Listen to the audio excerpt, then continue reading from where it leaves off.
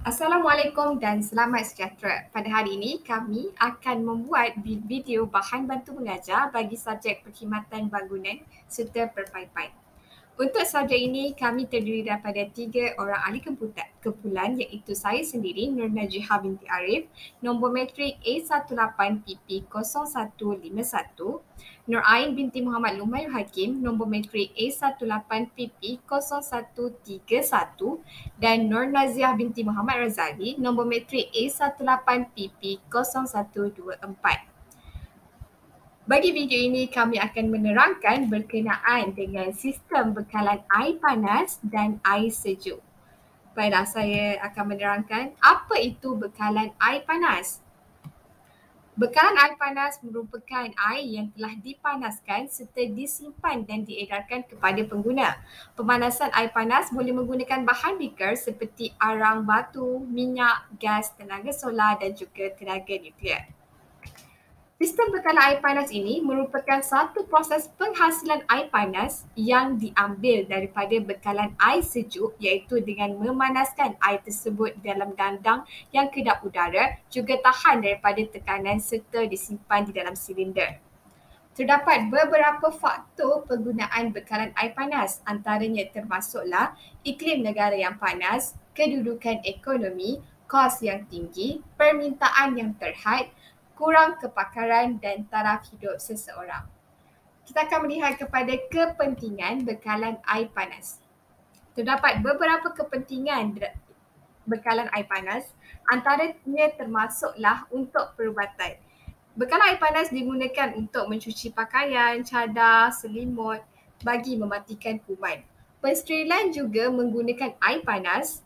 Aktiviti membasuh luka, kecederaan, kudis serta jangkitan juga menggunakan air panas.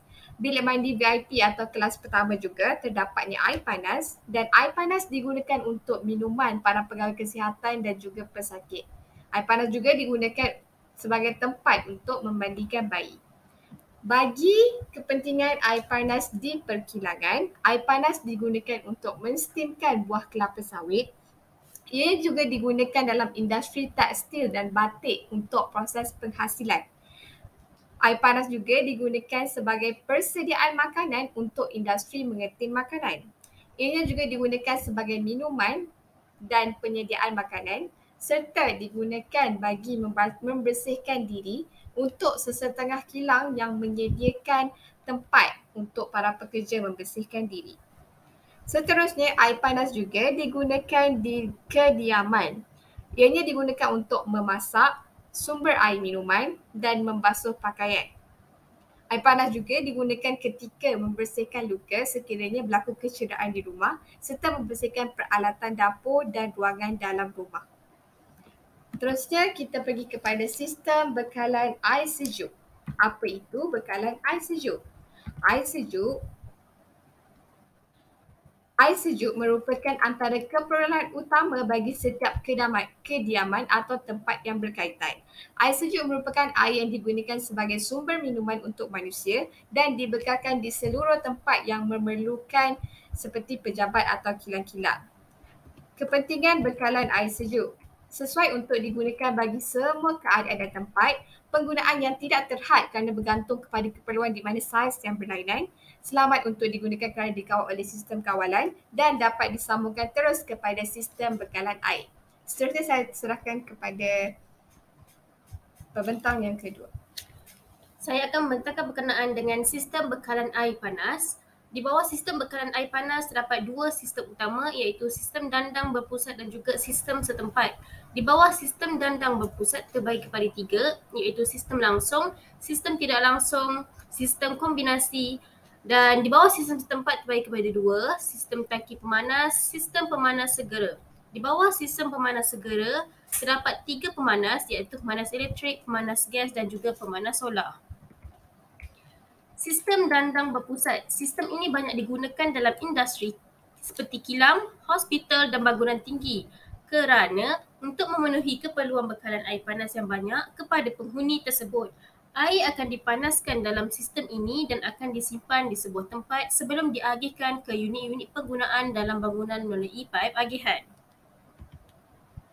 Sistem ini Sistem setempat. Sistem ini mengalirkan air panas dari pemanas kepada perkakasan pepaipan untuk diagihkan. Perkakasan pepaipan ini boleh dibahagikan mengikut penggunaan seperti rumah, hotel, hospital, kedai atau kilang, di mana ia akan meningkatkan kos terutama pada peringkat awal pemasangan sekiranya pepaipan banyak digunakan. Sistem pepaipan tempatan ini mengandungi sumber pemanas dan tangki simpanan serta pemanas segera iaitu sumber pemanas di mana air yang dialirkan menerusinya dan dipanaskan secara cepat sebaik melalui sistem tersebut. Sistem tangki pemanas. Sistem ini dijalankan oleh elektrik atau gas. Pemanasan dilakukan melalui sejenis peralatan elektrik iaitu sebagai pemanas yang mana ia ditempatkan dalam tangki atau berhampiran peralatan penukar haba di mana ia dikelilingi oleh air. Tangki pemanas elektrik terdiri daripada satu silinder yang mana air akan dipanaskan melalui peralatan yang sesuai. Pemanas yang digunakan adalah dari gabungan pemanas air dan tangki simpanan air panas. Ia direka bentuk untuk kegunaan pada bangunan yang besar di mana pengawalan yang dilaksanakan secara bersendirian merupakan satu kelebihan dari segi penggunaannya. Seterusnya, sistem pemanas segera. Ia mengandungi kebuk pembakaran di sekeliling di mana air akan beredar dalam lingkaran paip. Pemanas singki merupakan alat pemanas segera yang merupakan sumber utama alat pemanas segera. Operasinya pada tekanan biasa kerana ia disambungkan kepada paip penghematan. Terdapat 3 jenis pemanas segera. Yang pertama, sistem pemanas gas, sistem pemanas elektrik dan yang ketiga adalah sistem pemanas solar. Di bawah sistem pemanas gas, terdapat 3 jenis toran. Yang pertama jenis toran, jenis stainless dalaman dan juga jenis stainless luaran. Seterusnya, sistem pemanas elektrik pula terbagi kepada 2 di mana sistem di bawahnya menggunakan tangki dan tanpa tangki. Seterusnya, sistem pemanas solar. Pengumpul suria yang berkuasaan 4 hingga 6 meter padu mampu menakung 200 liter air yang akan dipanaskan di dalam silinder suria pada suhu 60 darjah Celsius. Itu saja, saya teruskan dengan pembentangan yang seterusnya. Terima kasih. Saya teruskan lagi untuk sistem pengagihan air sejuk. Jadi untuk sistem pengagihan air sejuk terdapat 2 jenis sistem, iaitu sistem bukan simpanan atau sistem terus dan juga sistem simpanan atau sistem tidak terus.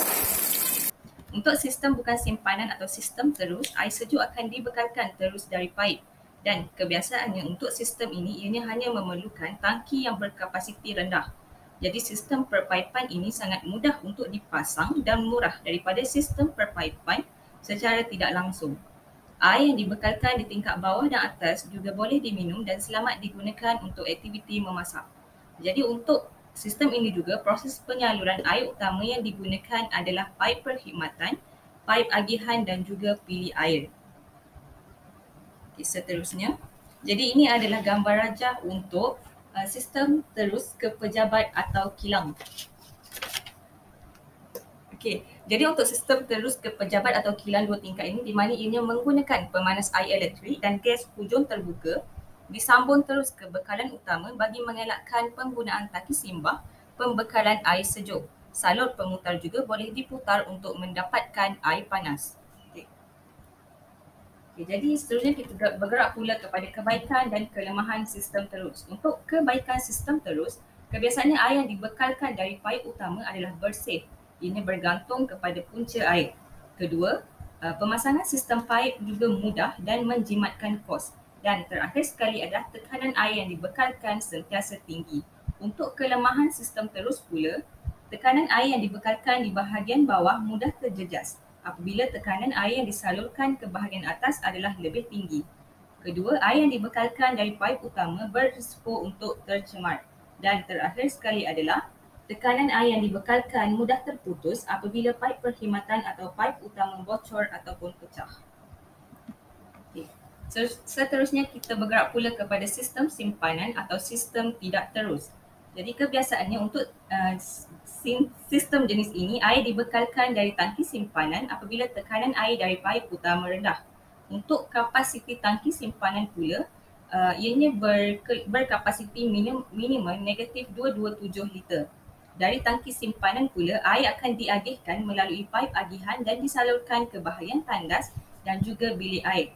Jadi sistem ini bertujuan untuk membekalkan air ke kawasan yang mempunyai penduduk yang padat seperti di kawasan bandar utama serta kawasan industri. Namun, sinki di bahagian bawah pula dibekalkan dengan air secara langsung melalui paip utama untuk tujuan minuman dan juga aktiviti memasak. Seterusnya, berikut merupakan antara gambar rajah untuk sistem tidak terus ke pejabat ataupun kilang. Jadi, kita teruskan lagi untuk kebaikan dan kelemahan sistem tidak terus. Untuk kebaikan sistem tidak terus, kebiasaannya penyimpanan air akan mencukupi walaupun berlakunya masalah gangguan bekalan air. Dan air kebiasaannya sentiasa mengalir walaupun tekanan air dari paip utama adalah rendah.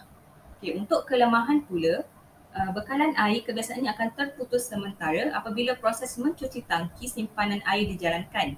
Dan sistem tidak terus juga mempunyai kelemahan kerana memerlukan ruang yang cukup untuk menyimpan tangki simpanan air tersebut. Jadi itu saja untuk bahan bantu mengajar berkenaan dengan tajuk sistem bekalan air panas dan juga sejuk. Sekian, terima kasih.